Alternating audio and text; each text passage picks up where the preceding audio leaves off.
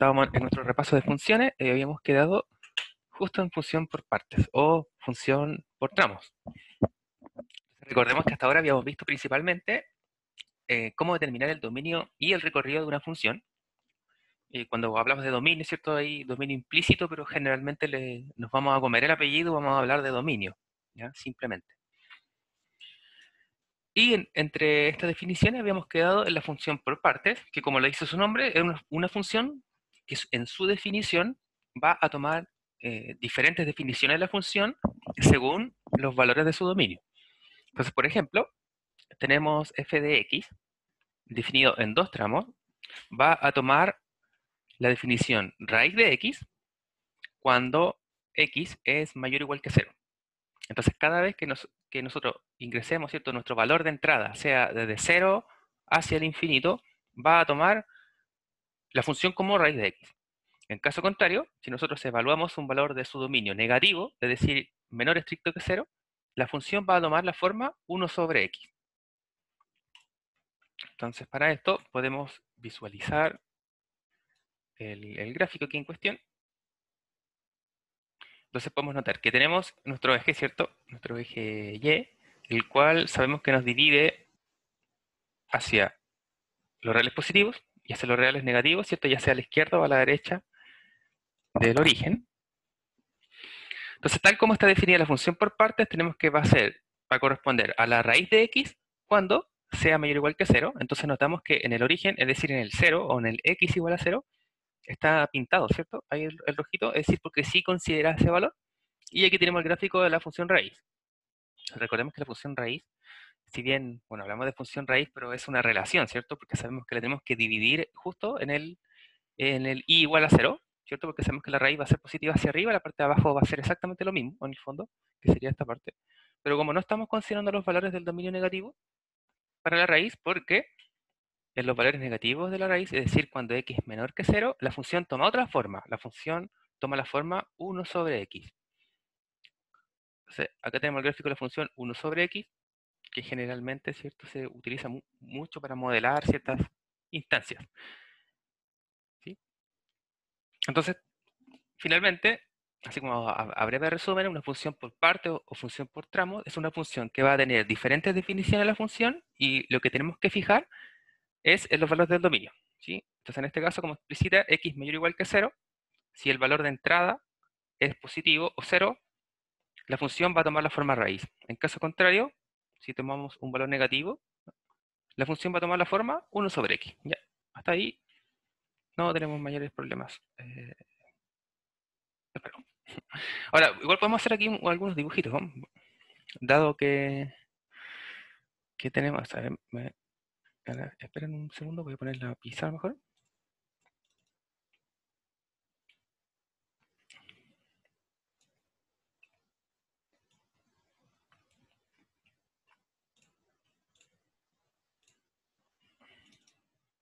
Ya. Entonces, aprovechándolos del gráfico, ¿sí? Como por ejemplo aquí tenemos identificado el punto 4,2 de la función cuando el x es positivo, ¿cierto? Es decir, que correspondería a la parte superior de la función. Entonces, solo para hallar qué sucede ahí, podemos notar que f evaluado en 4, ¿cierto? Es decir, justo aquí en este punto, ¿cómo vamos a evaluarlo? Entonces, como 4 es mayor que 0, mayor o igual que 0, nuestra función va a ser raíz, ¿cierto? Entonces va a ser raíz de x, pero nuestro valor de entrada era 4, ¿cierto? Bueno, y esto sabemos todos que es 2. ¿Sí?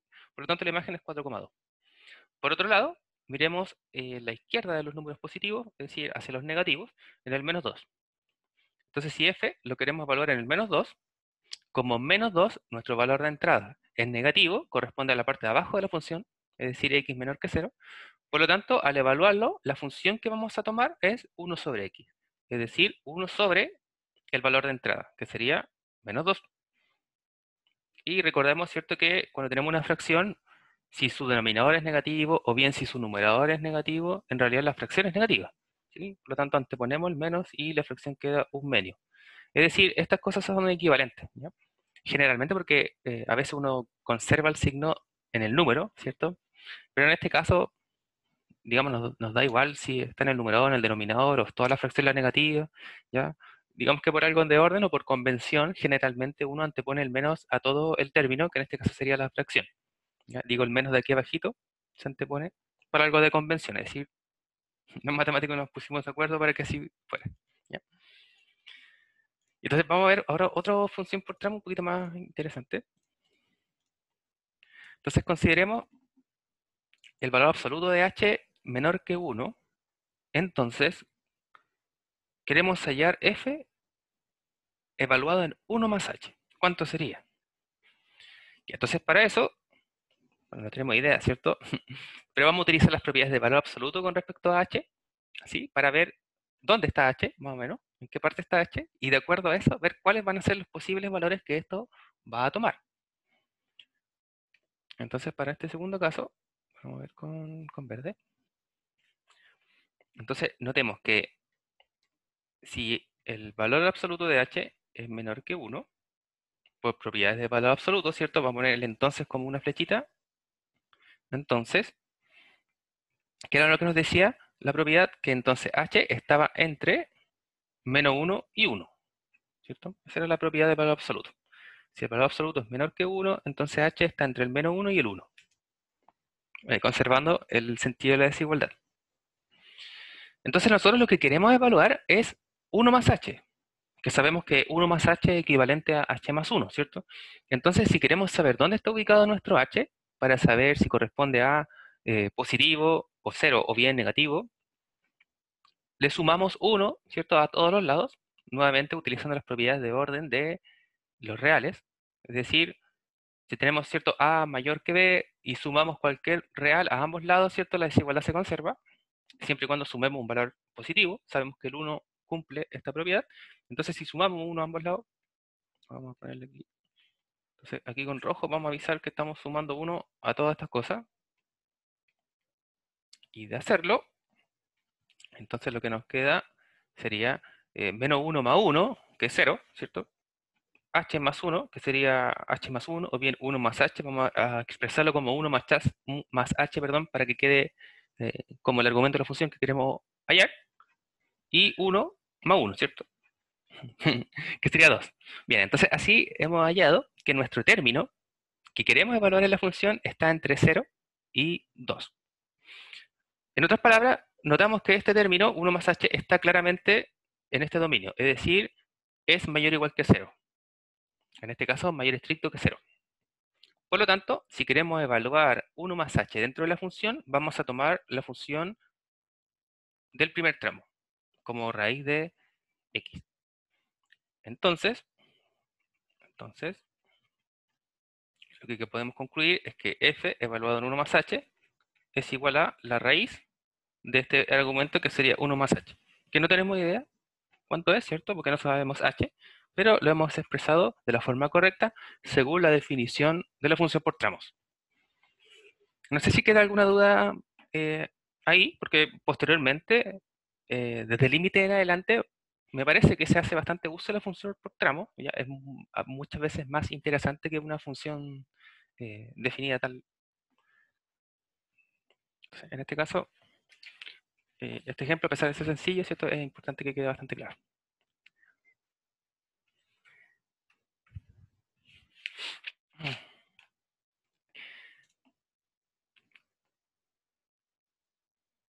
Entonces, vemos otro ejemplo. Tenemos en este caso valor absoluto de x, que como sabemos ya, lo hemos visto no como función, ¿cierto? Lo vimos como valor real. Entonces, si definimos la función valor absoluto, nuevamente toma al x la parte positiva, si es que x es mayor o igual que 0, y en caso contrario, va a tomar el valor negativo si x ya es negativo. En el fondo lo que hace, me antepone un menos si es que el número ya es negativo, ¿cierto? Y eso es lo que me lo deja positivo. Uno generalmente maneja de una forma mucho más sencilla que el valor absoluto, es quedarnos con la parte positiva del número, ¿cierto? Pero eso es cuando conocemos el valor y estamos evaluando un número real, por ejemplo, en el valor absoluto. Y ahí es bastante sencillo poder discriminar si es positivo o es negativo el término. Pero como lo vimos recién, evaluamos 1 más h sin conocer el valor de h. Y entonces en ese caso es un término algebraico y ahí es necesario hacer siempre esta distinción, ¿ya? que dependiendo del valor del dominio, de ese término algebraico que está en el interior, o en el argumento del valor absoluto, en este caso el x, ¿ya? Va a tomar la parte positiva o bien va a tomar la parte negativa. En ese sentido no cambia nada, ¿cierto? Bueno, para el caso sencillo, que sería solo x, el gráfico se ve más o menos como esta cosa. Ya lo podemos ilustrar como la parte derecha es solo la función x, ¿cierto? Igual a x, que era como la diagonal que, que visualizamos también en la inversa, ¿cierto? Recordemos que habíamos visto que si teníamos la función raíz cuadrada, la función x cuadrado, la, ella era una y era inversa de la otra, y de esa misma forma viceversa, y representaban una simetría axial respecto a la función o a la recta y igual a x, ¿cierto? Que sería la parte de la derecha del gráfico, la parte positiva. Y la parte negativa, bueno, sería exactamente lo mismo, pero eh, en reflexión respecto al eje y. ¿Sí? Ahora, m, recordemos como término geométrico, m era la pendiente de una curva, ¿cierto? Lo que me quiere decir en el fondo, el, qué tanto se curva, ¿cierto? O qué tan plano está esta recta. Sabemos que una pendiente cero, ¿cierto? Una recta paralela al eje x. En este caso, pendiente 1, de esta forma diagonal, como la función y igual a x. ¿Sí? Y bueno, menos 1 entonces será en el caso contrario, ¿cierto? La inclinación. Entonces, la pendiente nos habla de la inclinación, y con respecto a la pendiente, que recordemos que esto es más o menos de geometría analítica, que también me parece que se ve un poco en fundamento. Si no, si lo han olvidado, les recomiendo un poco tratar de leer algo acerca, ¿cierto? O mirar un par de videos ahí que le puedan resumir para recordar bien acerca de la pendiente en la ecuación de la recta, porque es un concepto muy importante y relevante para la diferenciación. Entonces, cuando veamos derivadas, ¿ya? El concepto geométrico propiamente tal, ¿ya? Ahí nuestra interpretación tiene que ver con eso, ¿ya? Por lo tanto, es importante tener más o menos claro la función de la pendiente en una recta. Entonces vamos a ver las gráficas de algunas funciones elementales, bueno, algunas quizás no tanto, pero que ya hayan sido estudiadas y al menos van a considerar elementales porque van a ser parte importante en el futuro del curso y del análisis de ciertas funciones. Entonces vamos a generalizar una función polinomial. Es decir, aquí están todas las funciones que puede ser la función lineal, la función cuadrática, la función cúbica, ¿cierto? Grado 4, grado 5, grado n, siempre y cuando n sea finito, ¿cierto? Entonces vamos a definir la función polinomial escrita de esta forma. Entonces tenemos la función escrita en su forma canónica, es decir, la sumatoria de 1 igual a 0 hasta n de a sub i, x sub i. Entonces si extendemos, ¿cierto? Expandimos esta notación, lo que obtenemos en el fondo es a sub n equivale a n, a sub n menos 1 equivale a menos 1, y así, ¿cierto? Va bajando el grado, hasta que llega a sub 1 equivale a 1 y a sub 0. Ahora, en otras palabras, ¿qué es lo que quiere decir? A es un número real y x es nuestra variable. Entonces, en el caso de que n vale 2, tenemos la función cuadrática, ¿cierto? Que sería x elevado al cuadrado, el a sub 2 sería algún número real que lo esté acompañando. En este caso, recordemos que recibe el nombre de coeficiente, ¿sí? Y nuestro término independiente, que es el que no está acompañado o multiplicado de la variable, ¿cierto? En este caso de la x. Entonces, por ejemplo, la función lineal x menos 1, ¿cierto? Sabemos que nuestro grado estamos hablando del exponente de la incógnita o de la variable, sería 1, y el término independiente, que sería el número que no tiene x, sería el menos 1, ¿cierto? Porque si lo notan también aquí, tenemos una sumatoria. Entonces todo está expresado como suma. Entonces en el caso de que hay una resta, en realidad esa resta significa que el coeficiente, el valor que está multiplicando a nuestra incógnita sería negativo, ¿ya? Para tener ahí, recordar esas cosas, como identificarlo. Generalmente cuando se analiza la función cuadrática ahí se le da bastante fuerte a eso, ¿cierto? Porque hay que identificar el a, el b y el c, o el coeficiente de cada uno de los valores, para ver, ¿cierto?, dónde cortan los ejes y todo eso, ¿ya? Ahí se recordarán, o si no, nuevamente les recomiendo mirar los apuntes del profesor Daniel Jiménez, que están en el Classroom, también están ahí de bibliografía, si no me equivoco, que se recomienda mucho porque tiene un apartado justamente de geometría analítica en el cual pueden recordar muchas de estas cosas. Ven algunos ejemplos y probablemente les va a refrescar la memoria rápidamente. Entonces, en este caso, diremos que si el a sub n, es decir, el coeficiente del término del mayor grado, que es distinto de cero, entonces el grado de la función es n, o sea, de degree, ¿cierto? De grado. Entonces n, es decir, nuestro mayor grado sería el mayor exponente de la incógnita. En ese caso, ¿cierto? Uno dice, es la función de grado 2, o una ecuación cuadrática, si es función cuadrática en este caso, porque sería de grado 2, es decir, el mayor exponente que tiene la incógnita sería 2, ¿cierto? Y así puede ser para cualquier otro real. Entonces, vamos a ver algunos de los casos particulares más utilizados y los gráficos de esto. Entonces, si tenemos el grado 0, sería la función constante. Entonces, ¿cuándo sería grado 0? Cuando el x está elevado a 0. Sabemos que x elevado, cualquier cosa elevado a 0 es 1, ¿cierto? Es decir, que nos queda solo el coeficiente. En el fondo, si la función es solo el coeficiente, el término independiente, por ejemplo, la función menos 2, su otro gráfico sería una función constante, porque para cualquier valor de entrada, el valor de salida de la función sería siempre menos 2, ¿cierto? Por eso es constante. Entonces tenemos menos 2, menos 2, menos 2. Bueno, en este caso claramente no puede ser menos 2 porque la recta estaría abajo, ya. Supongamos 2, ¿cierto? Entonces daría 2, 2, 2, perdón. Decía y igual a 2, y igual a 2. Para cualquier x que ingresemos, ¿cierto? Nos daría lo mismo. ¿Cómo uno recuerda esto? Haciendo la tabla, ¿cierto? Bueno, al menos eso es muy antiguo quizás para algunos, ¿cierto? En el colegio usted ingresaba valores de entrada, ¿cierto? Lo escribía en la función y veía el valor de salida y ahí ubicaba un punto en el gráfico.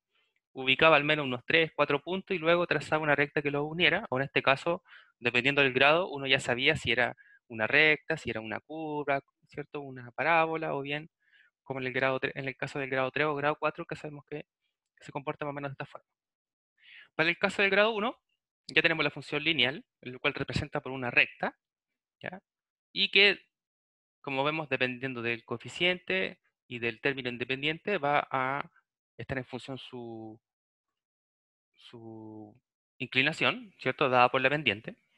Y desde la función de grado 1 en adelante, tenemos que, en algunos casos, esta función o esta curva, o su gráfica, intersecta al eje X. Estas intersecciones con el eje X son las que se conocen como las raíces de la función. Entonces, cada vez que intersecta, si queremos hallar en cuál es el punto, uno lo que hace es evaluar x igual a 0, ¿cierto? O sea, perdón, y igual a 0. Encontrar cuándo obtenemos y igual a 0 y en los valores de x que me hacen que toda la función sea igual a 0 es el punto donde intersecta el eje x. Entonces, nuevamente, tenemos una relación ahí. Si es de grado 1, podemos hallar una intersección con con el eje x. En el caso contrario, una función de grado 2, sabemos cuadrática, podemos hallar en el mejor de los casos, por decirlo de alguna manera, que tenga dos intersecciones con el eje X. Puede que no tenga ninguna, ¿cierto? Si la parábola, por ejemplo, estuviese aquí arriba y apuntando hacia arriba, no intersectaría al eje X en ningún punto. Pero digamos que en el mejor de los casos lo puede intersectar en dos ocasiones. Y de otra forma, de grado 3 en adelante, conocida como la función cúbica, se corresponde a esta manera y de la misma forma podemos tener incluso hasta tres intersecciones, dependiendo de dónde esté ubicada la curva. Los gráficos para la función de grado 4 o 5 y hacia arriba son similares a la del grado 3 y lo único que cambia es que estas curvas, ¿cierto?, se van abriendo más o se van cerrando más, ¿ya? Es la única diferencia que tienen generalmente. Pero entonces ahí el concepto importante va a ser el de conocer el grado de la función y que la raíz de una función es cuando toda nuestra función se hace cero. Es decir, en otras palabras, y igual a cero. Entonces, como afirmación, diremos que un polinomio no nulo, es decir, el polinomio distinto de cero, de grado n, tiene a lo más n raíces reales. Es decir, como máximo va a tener tantas raíces como su grado mayor. Esto generalmente se conoce como el teorema fundamental del álgebra. Entonces lo que nos dice el teorema fundamental del álgebra, que todo polinomio en una variable de grado n mayor o igual que 1, con coeficientes reales o bien complejos, sabemos que este no es nuestro caso, tiene por lo menos una raíz real.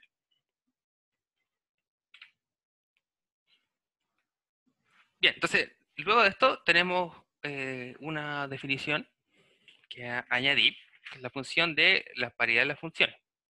Entonces, en este caso, tenemos que una función se dice par, si y solo si cumple que para cualquier valor de su dominio, la función evaluada en menos x es igual a f evaluado en x.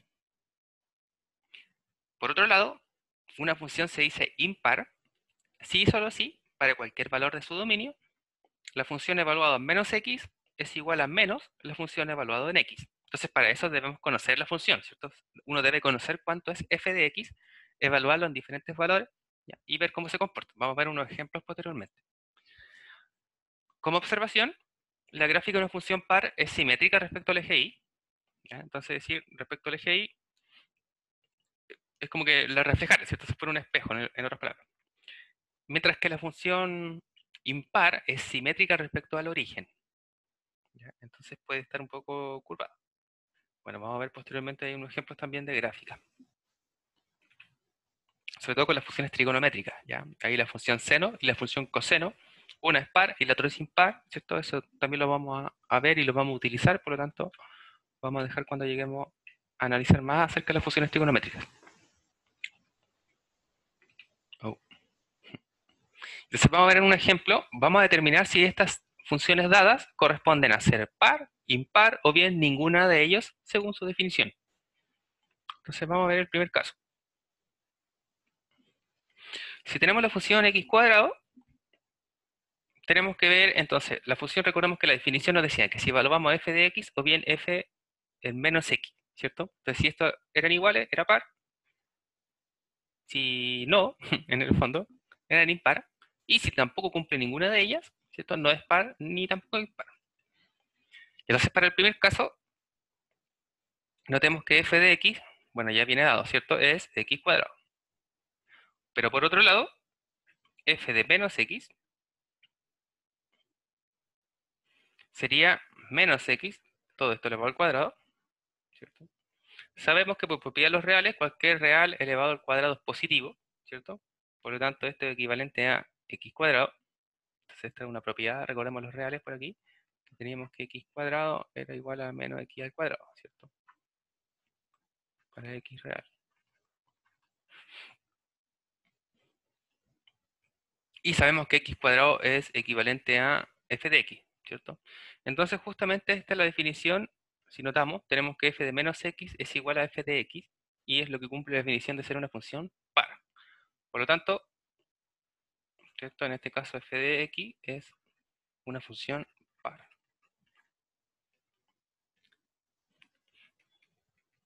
Bien, para el segundo caso, tenemos la función 1 sobre x. Entonces, bueno, 1 sobre x ya sabemos que la positiva es esta misma, pero vamos a ver qué sucede si tenemos f de menos x.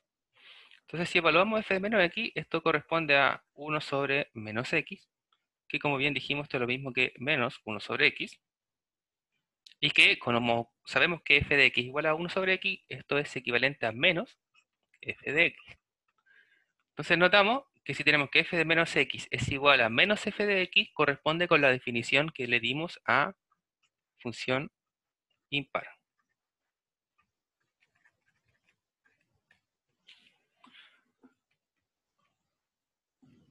Y finalmente, tenemos una función con una adición, ¿cierto?, de un real y un valor absoluto. Entonces vamos a ver, según las definiciones, si es que es posible de ahí alguna de ellas. Bueno, la positiva nuevamente está dada. Vamos a ver qué sucede en el caso de evaluar en menos x.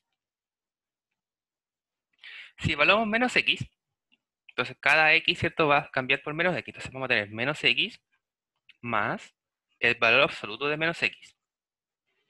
Recordemos que por propiedad de valor absoluto, vamos a rayar aquí arribita, tenemos que el valor absoluto de menos x es lo mismo que el valor absoluto de x. Es decir, mira aquí hacia abajito, esto va a ser equivalente entonces con menos x más el valor absoluto de x. Sin embargo, recordemos que el valor absoluto de x va a cambiar dependiendo de los valores de su dominio. Y como no tenemos su dominio explícitamente, quiere decir que esto puede ser dos valores, ¿cierto? Es decir, esta cosa va a tomar dos valores. Va a ser igual a menos f de x en el caso de que x sea negativo. Entonces, si x es menor que 0. Y va a tomar el valor f de x en el caso de que fuese positivo.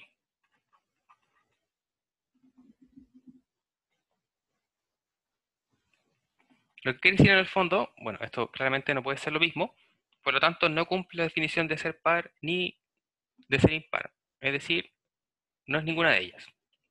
Entonces, en este caso, en el último caso, f de x no es par ni es impar.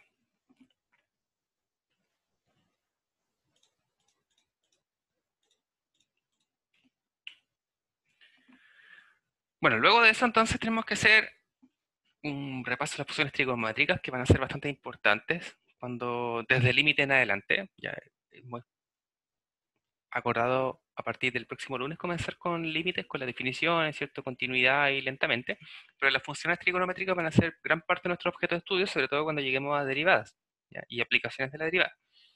Entonces vamos a repasar algunas de las gráficas de las funciones, su dominio, su recorrido, lo que se denomina como periodo, ¿ya? Y sin embargo, vamos a tener que continuar, ¿cierto? Estudiando y conociendo más acerca de las funciones trigonométricas.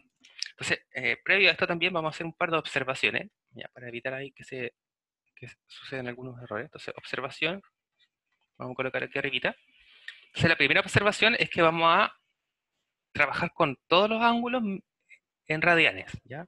Entonces, nos vamos a utilizar grados sexagesimales. Entonces, todo ángulo, vamos a decir que todo ángulo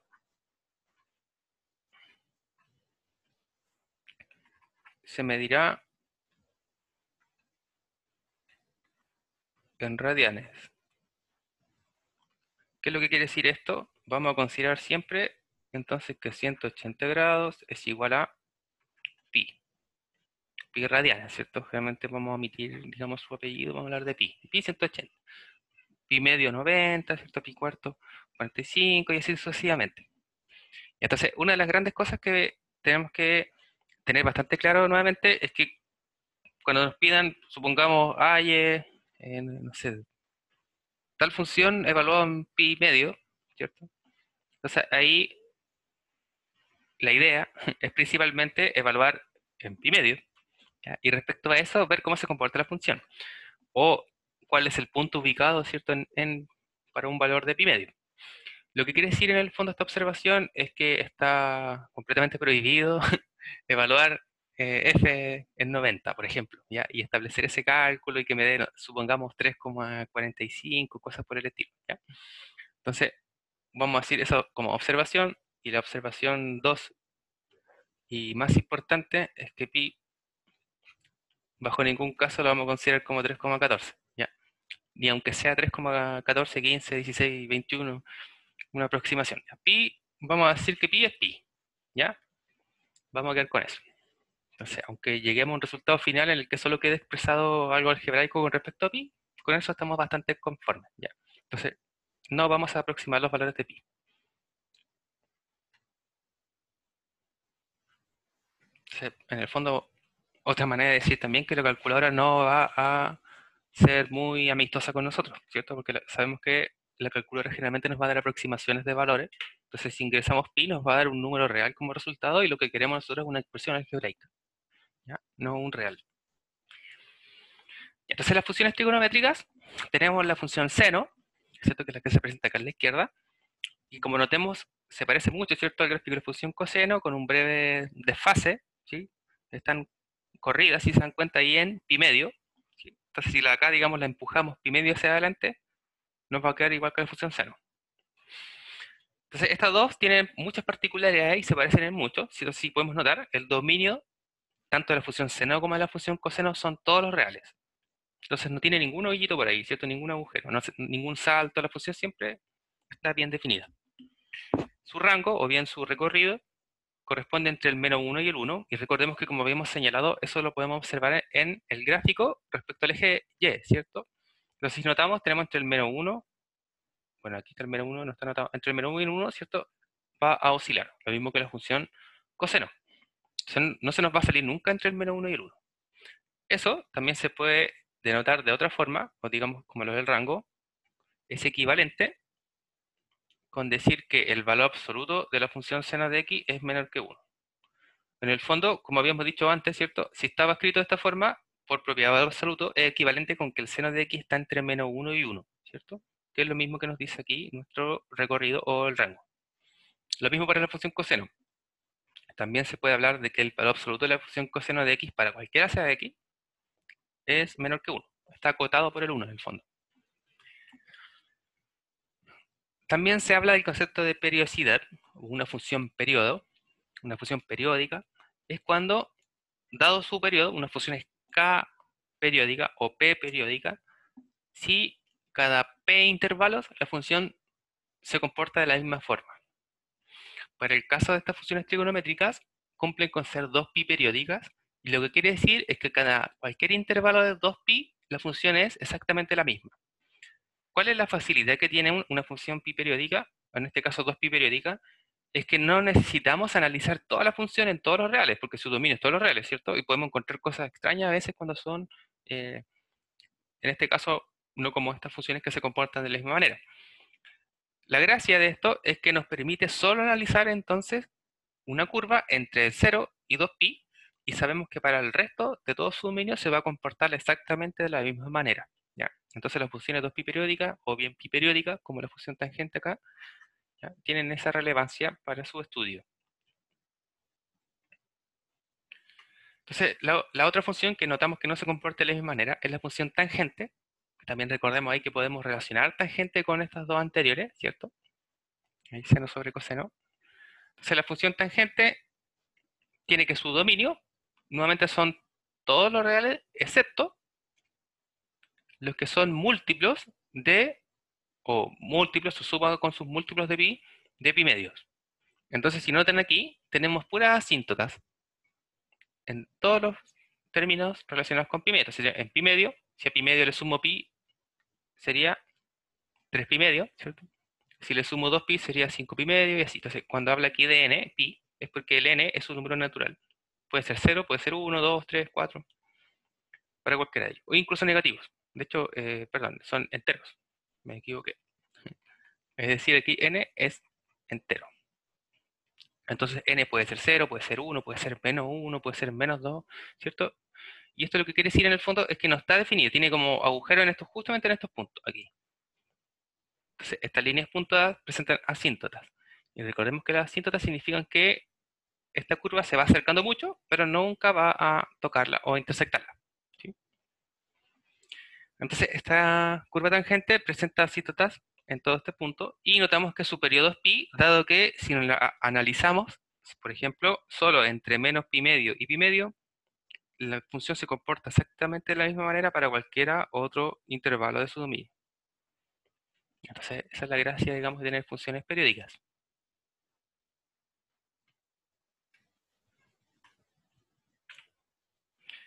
Las funciones trigonométricas presentan también sus funciones trigonométricas inversas, que recordemos que por las mismas propiedades de funciones, como dijimos, una función con su función inversa, ¿cierto? Si componemos una función con su inversa, nos da la identidad, ¿cierto? La identidad, en el fondo, es una función que no me hace nada.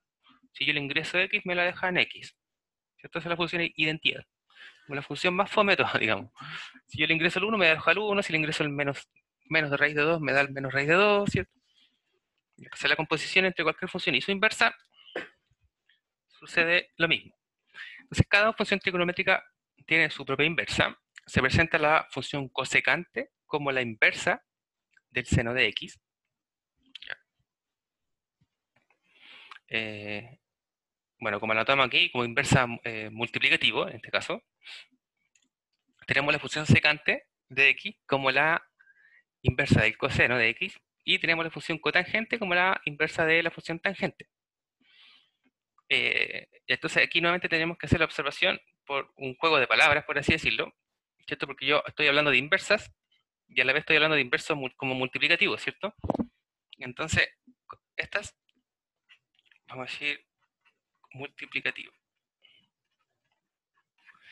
Entonces, ¿cuál es la diferencia entre una inversa como función y una inversa multiplicativo? Entonces, lo que decía recién, que si las componemos nos da la identidad, y en caso de multiplicativo, que estas tres funciones cumplen con ser inversos multiplicativos, recordemos que los reales, un inverso multiplicativo de un término real era que si yo multiplico un número con su inverso multiplicativo, el resultado era el neutro de la multiplicación. Sabemos que el neutro de la multiplicación en los reales es el 1. Entonces quiere decir que si yo multiplico el seno por la función cosecante, el resultado debería ser 1, ¿sí? En cambio, si tenemos funciones inversas, que vamos a ver que, por ejemplo, la función del seno, el arcoseno, el coseno, el arco coseno y de la tangente, el arco tangente, son las inversas como funciones. En ese caso, si las componemos, nos da la x, no nos da 1, ¿ya? Y esa es la diferencia. Entonces, la expresión que notamos acá está escrita en su forma como inverso multiplicativo, ¿cierto? 1 sobre seno de x, que no es lo mismo que decir seno de x o seno a la menos 1 de x, o seno eso a la menos 1. ¿Ya? Entonces, en funciones, estas cosas no van a ser lo mismo. Porque la de acá arriba, vamos a borrar esa de ahí, corresponde al arco seno de x, ¿ya? La cual sí es la función inversa, no como función inversa multiplicativa. Bueno, posteriormente también cuando trabajemos principalmente ahí con la función arco coseno, que esto va a hacer después, ya vamos a hacer nuevamente ese tipo de observaciones. Cada vez que se pueda, en realidad. Entonces el gráfico de la función cosecante, como pueden notar acá, ya no es tan sencillo como en la forma anterior del seno y del coseno. Sin embargo, no se suelen utilizar tanto en su gráfica. Ya, se suelen utilizar más en algo de cálculo y sobre todo en derivadas, que son cosas que uno después aprende casi de memoria como estilo fórmula. Así, para que no se asusten con esta parte todavía. Entonces, el dominio de estas inversas, tenemos que el dominio de la función cosecante son todos los reales, exceptuando todos los múltiplos de pi. Entonces, si notamos, en el 0, en el pi, en el 2pi, en el menos pi, ya presenta asíntotas. Entonces, no está definida para todos los múltiplos de pi. Y su rango, o su recorrido, si notamos, tiene una perforación en el intervalo entre el menos 1 y el 1. Entonces, su recorrido se presenta entre el menos el infinito y el menos 1, cerrado el menos 1, es decir, si consideramos el menos 1 dentro de su recorrido, unión, el 1, nuevamente cerrado, hacia el infinito. También presenta periodicidad 2pi, es decir, basta analizar entre el 0 y el 2pi y después se comporta exactamente de la misma forma. La inversa multiplicativa del coseno, es decir, la secante, nuevamente si observan aquí el gráfico está desplazada en pi medio, ¿sí? Entonces si esta yo la empujo, digamos, hacia acá adelante, si la empujamos hacia allá pi medio unidades, nos va a quedar exactamente como la cosecante, ¿sí? Entonces, de la misma forma eso se ve reflejado en su dominio. Si el dominio de la cosecante era todos los múltiplos de pi, acá también tenemos que empujarlo, ¿cierto? Pi medio. Entonces, a los múltiplos de pi le sumamos pi medio. Y ahí nos va a dar todos los valores del dominio. Entonces, el dominio de la función secante son todos los reales, excepto todos los múltiplos de pi más pi medio. Eso quiere decir pi medio, 3 pi medio, 5 pi medio, 7 pi medio, tanto positivos como negativos. El recorrido también se comporta de la misma forma que la función anterior, entre el menos infinito y el 1 cerrado, unión el 1 y el infinito. Es decir, también hay aquí un vacío entre estos dos valores. Entonces, si se dan cuenta, justamente el vacío está por donde está la función seno o la función coseno, ¿sí? Que habíamos presentado anteriormente. Y finalmente la cotangente, la inversa multiplicativa de la tangente, tiene codominio todos los reales sin los múltiplos de pi, ¿cierto? Recordemos nuevamente que n era un entero cualquiera, en z, es decir, puede ser 0, puede ser 1, puede ser menos 1, menos 2, 2, etc. Su rango o recorrido son todos los números reales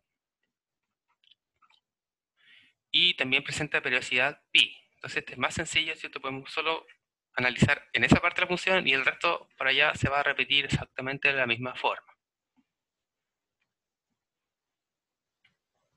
Entonces, a tener presente nuevamente, ¿qué es lo más importante en un principio para las funciones trigonométricas?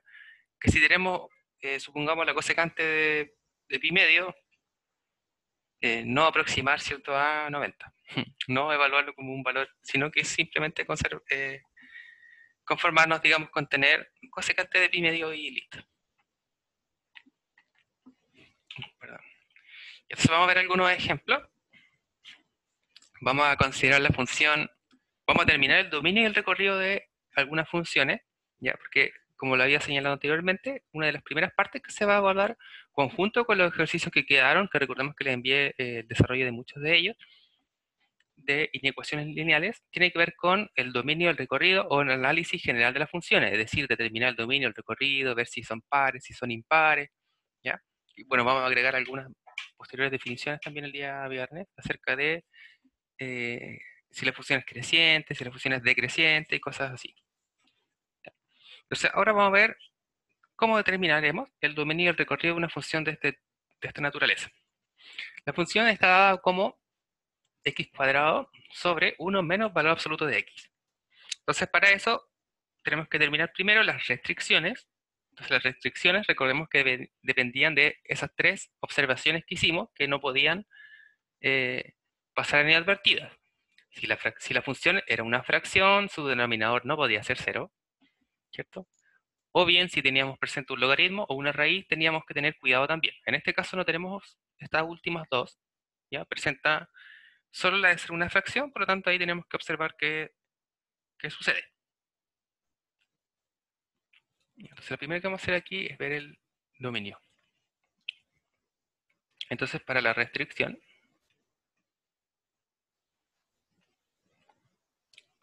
la restricción es que su denominador no puede ser cero. Entonces lo que necesitamos saber es cuáles son los x que debemos quitar. Entonces sabemos que 1 menos valor absoluto de x debe ser distinto de 0. Cuando sucede esto, bueno, despejamos, ¿cierto? Y tenemos que si el valor absoluto de x es distinto de 1.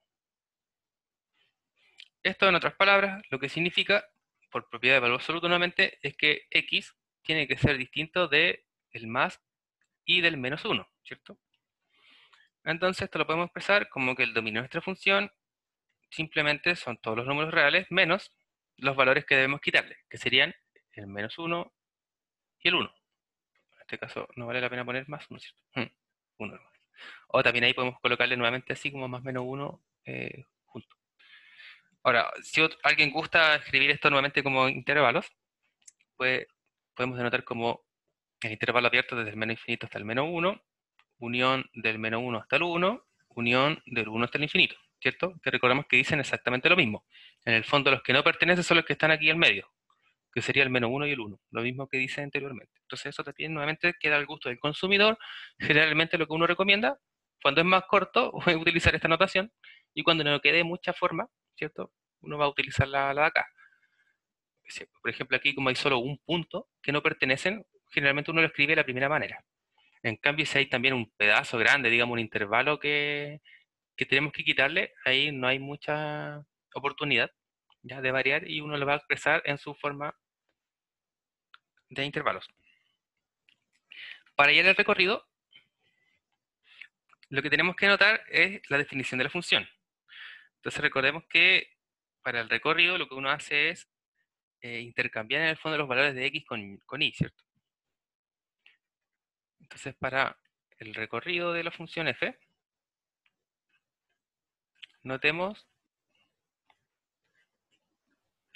que, vamos a colocar aquí abajito, que si x es mayor o igual que 0, entonces vamos a tener que ver varios casos, porque sabemos que nuestro valor absoluto depende de el x, ¿cierto? Si el x que le ingresamos es positivo, va a tomar una forma, y si es negativo, va a tomar otra forma la función, ¿cierto? Porque se le va a poner un menos. Entonces, en el fondo, acá tenemos que analizar qué sucede para esos casos.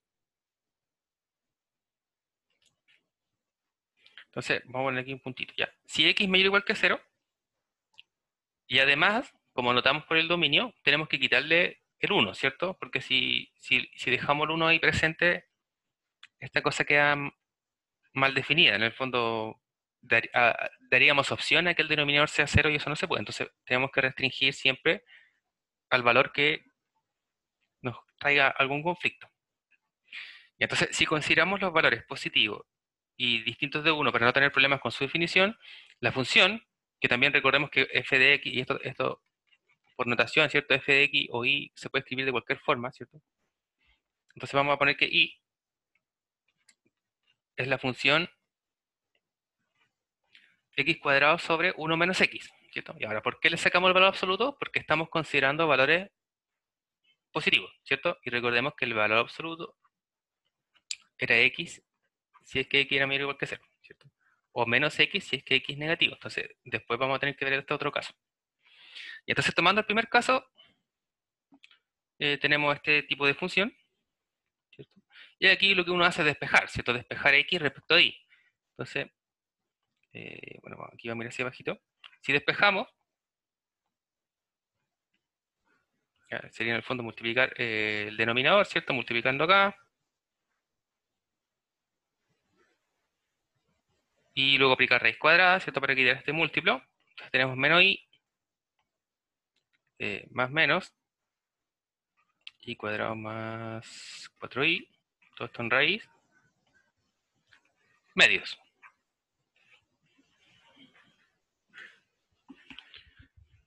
Esta es la valiosa fórmula que todos generalmente conocen. Entonces, esta expresión, ¿cuándo tiene sentido? Cuando sabemos que lo que está en el interior de la raíz o el argumento de la raíz es positivo.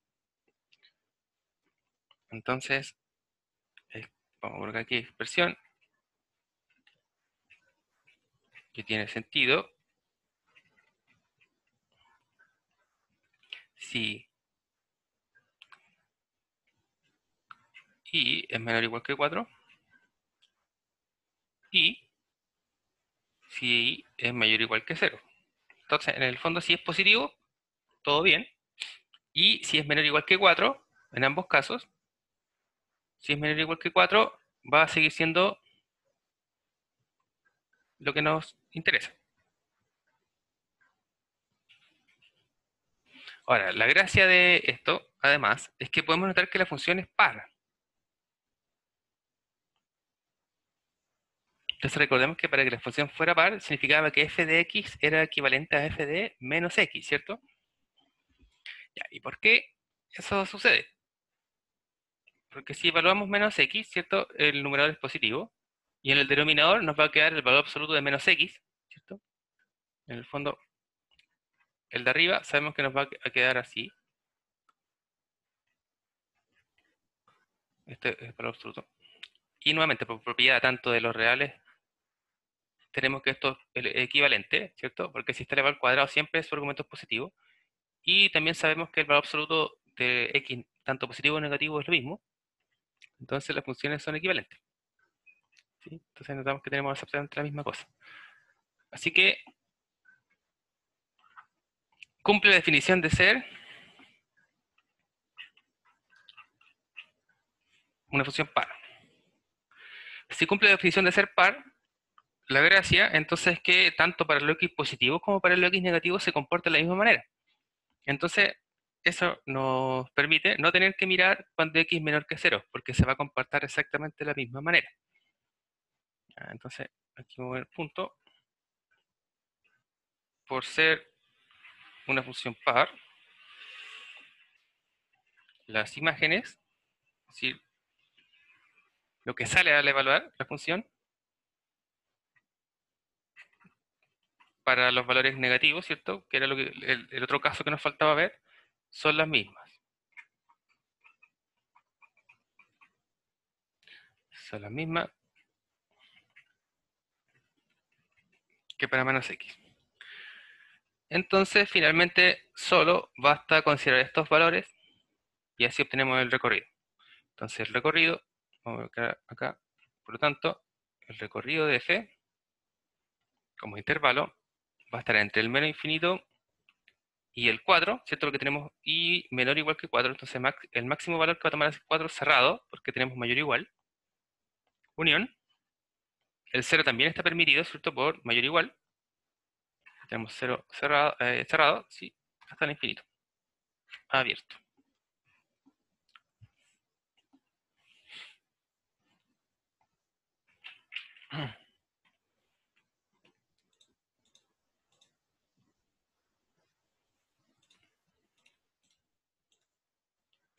Ya, entonces vamos a terminar otros ejemplos. Supongo que vamos a necesitar más espacio, así que vamos a copiar, vamos a ir a la pizarra mejor.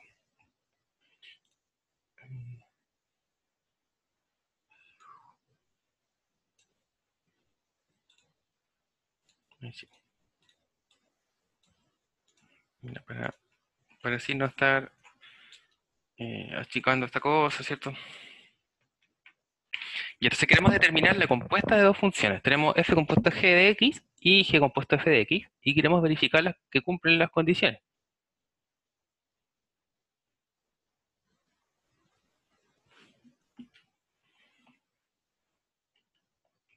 Entonces, para el primer caso, entonces para que la compuesta existe, entonces para que existe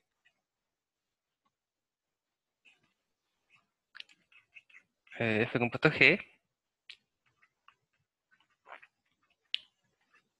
por la definición dijimos que lo necesario es que el dominio de la primera función, perdón, el recorrido de la primera función esté contenido en el dominio de la segunda función.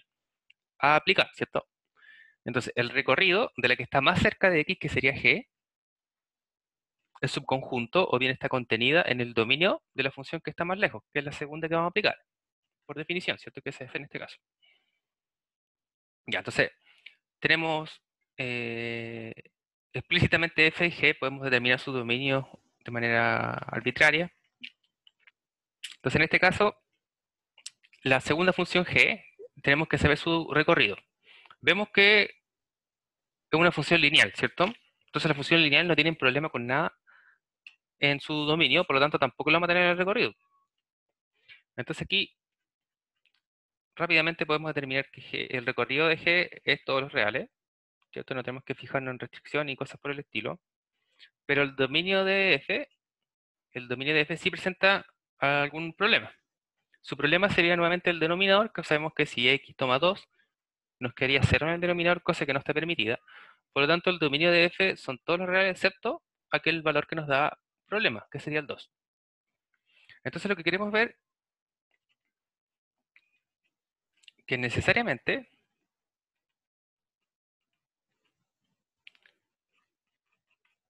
la función g de x no puede tomar este valor que no está permitido. Es decir, no puede ser 2. Entonces tenemos que ver cuál es el x que hace que g de x me dé 2 y quitarlo al dominio. Entonces, vamos a correr esta un poquito. Así. Entonces, esto va a suceder. Sabemos cómo está definida g de x. G de x está definido como 5 menos 2x. Entonces, esto no puede ser 2. Despejamos. Entonces, despejamos. Este va a pasar hacia acá restando. Vamos a decirlo de esa forma. Luego vamos a pasar dividiendo por menos 2. Entonces, se nos van a ir los negativos. ¿Cierto? Nos va a quedar aquí distinto que la diferencia entre 5 y 2, ¿cierto? 3 y pasó el 2 dividiendo. Entonces, en otras palabras, tenemos que x no puede tomar el valor de 3 medios. Así, tenemos que el dominio de f compuesto g van a ser todos los reales, exceptuando el 3 medios.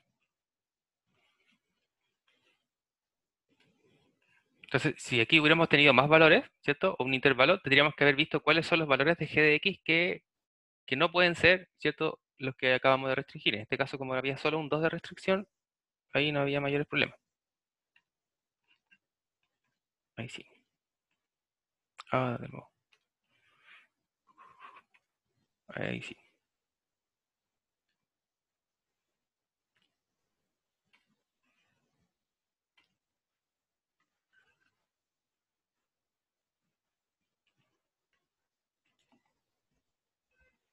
Ay, nos faltó determinar la compuesta. Entonces, luego tenemos que f compuesto g de x. Entonces, ¿cuánto sería la compuesta?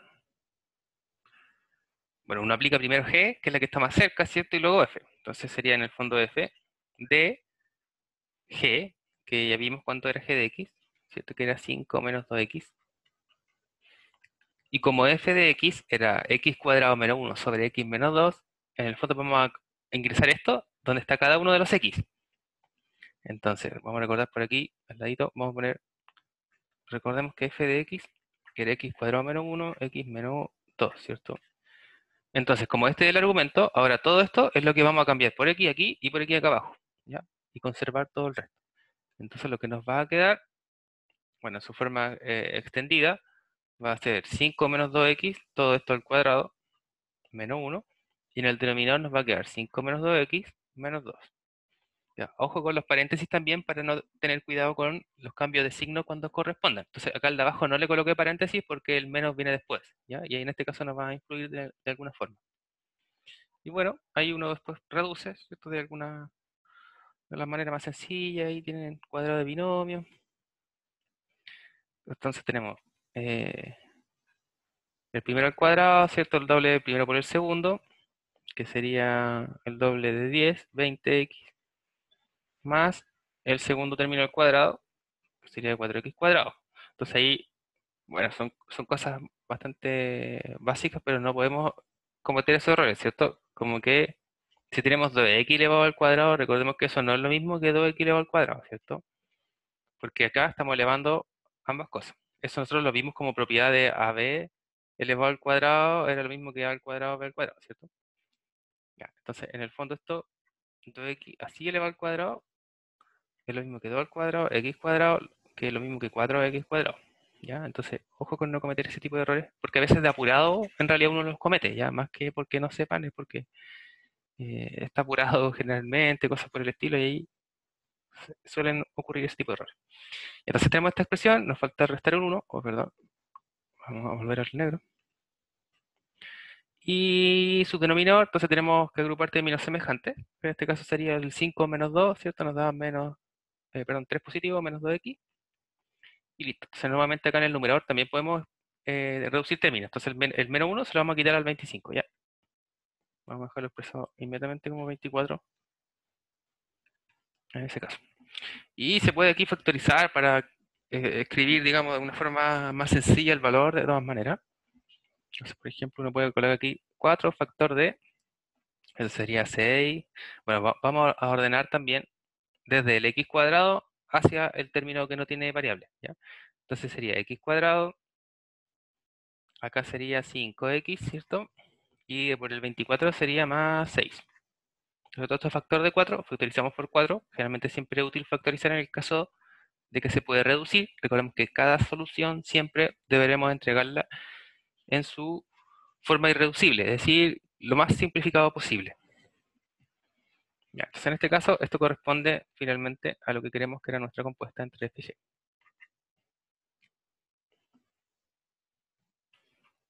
Me parece que el ejercicio no se quedaba ahí, ¿cierto? Habían dos partes. Queríamos g compuesto f. Entonces para eso también nos falta verificar la condición y luego expresarla. ¿Ya? Entonces la segunda parte también la vamos a hacer, pero la vamos a hacer rápido. Vamos a ir aquí al ladito. Entonces para la segunda parte, ahora nosotros lo que queremos es g compuesto f. Entonces vamos a aplicar primero f, ¿cierto?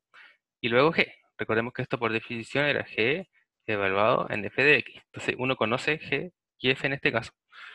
Entonces primero vamos a verificar las condiciones de que existe la compuesta. Entonces recordemos que para eso el recorrido de la primera función tiene que estar contenido en el dominio de la segunda función.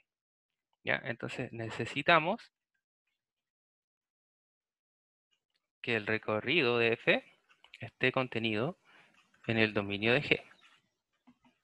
Entonces ya habíamos determinado, bueno, determinado el recorrido, pero en este caso el dominio de g también vimos que era fácil, ¿cierto? Porque una función lineal no hay problema. ¿Ya? Y esta relación siempre se satisface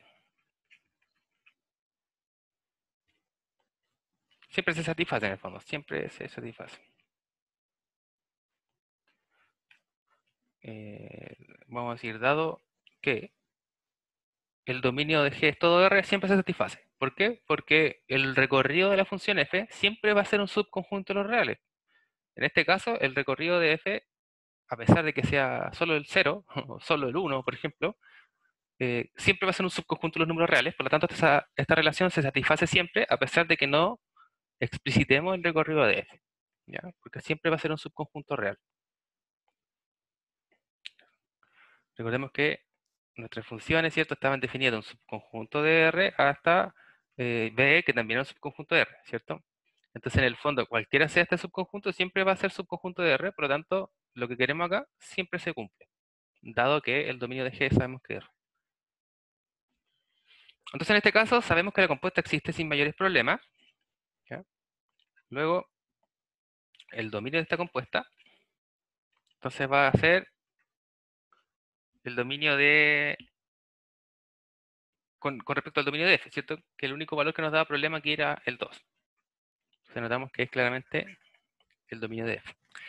Entonces hallamos la compuesta, g compuesto f de x.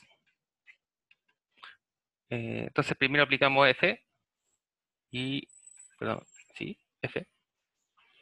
Entonces en este caso sería x cuadrado menos 1, x menos 2. Y teníamos que la función g era 5 menos 2x. Entonces en vez de x aplicamos todo este argumento, ¿cierto? Que sería x cuadrado menos 1 sobre x menos 2. Entonces ahí uno multiplica todo por 2. Como tenemos un 5 que es un número entero, y que estoy restando en una expresión algebraica, que además es fraccionaria, tenemos que sacar el mínimo común múltiplo, que en este caso, como no hay ningún otro término, sería sí o sí el denominador que ya existe. Entonces aquí, bueno, el primer paso sería distribuir el 2, ¿cierto? Vamos a hacerlo, vamos a hacer todo el paso en este ejemplo. Entonces, en este caso, como nos quería la fracción, nos va a quedar 2x cuadrado más 2, x menos 2, ¿cierto? Porque es un menos 2 que está ahí jugando. Eh, entonces, para no complicar con ese signo, lo que voy a hacer es dejarlo en un paréntesis todavía, ¿ya? Vamos a complicarnos, más ratito vamos a complicarnos con eso. Menos 2, ahí sí, ya. Entonces, el menos quedó igual, el 2, ¿cierto? Lo amplificamos, no pasó nada. Ya, entonces ahora como queremos restar un término con una fracción, tenemos que tener fracciones equivalentes, o en otras palabras, con el mismo denominador. Entonces tenemos que amplificar el 5 por x menos 2. Entonces su mínimo múltiplo va a ser x menos 2. Entonces nos va a quedar 5 factor de x menos 2 menos, y todo lo que tenemos acá, ¿cierto? Sin olvidar el paréntesis, por el signo, ¿cierto? Por eso le pusimos paréntesis, para no olvidar que este signo, ¿cierto? Nos va a cambiar el segundo término. Entonces el denominador se va a conservar. Acá vamos a distribuir todo lo que corresponde, ¿cierto? Es decir, el 5 lo vamos a distribuir, el menos también lo vamos a distribuir. Entonces vamos a tener 5x menos 10 menos 2x cuadrado, menos por menos más 2. Vamos a reducir los términos semejantes. Entonces en este caso los únicos términos semejantes serían el menos 10 más 2, ¿cierto? Vamos a dejar primero siempre el de mayor grado. Entonces nos va a quedar menos de x cuadrado, luego vienen los x, ¿cierto? Que como no hay más, sería más 5x. Y tenemos menos 10 más 2, que eso es menos 8. Y su denominador se conserva. Entonces aquí tenemos la compuesta de g con f.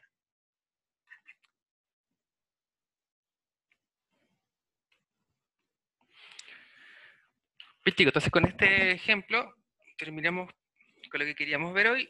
El día viernes vamos a ver algunas pequeñas cosas que nos quedan ver de funciones, y vamos a dedicar más a ver otro tipo de ejemplos, tanto de inecuación como de hallar el dominio del recorrido de algunas compuestas. Ya, para el día viernes sí, la idea es que puedan repasar bastante un poquito. Vamos a dar algunos minutos, supongo unos 5 minutos, para que vamos a expresar un ejercicio, que puedan trabajarlo, resolverlo, más o menos con la precisión de un tiempo muy corto, ya, a pesar, es así en un principio, ¿sí? Obviamente en una eventual evaluación no vamos a tener un minuto ni 2 segundos para poder resolverla, pero sin embargo, el propósito es tomarlo como un ejercicio, ¿ya? Es decir, si no nos sentimos presionados a tener que hacerlo rápido, muchas veces no lo vamos a hacer hasta que sea el último momento, ¿ya? Entonces es por eso. Así que ahí les dejo la invitación a repasar un poquito acerca de inecuaciones lineales y de composición y dominio recorrido de funciones. No sé si les ha quedado alguna duda, chicos. No, profe. No. Bueno, todo bien. Ya, súper bien. Nuevamente, recuerden siempre que en caso de cualquier duda, en cualquiera de sea los horarios, mediante el correo siempre está la oportunidad, y siempre les voy a responder cuando tenga disponible. Así que súper. Nos vemos el viernes entonces. Cuídense. Chao, profe, gracias. Gracias a ustedes, chao, chao.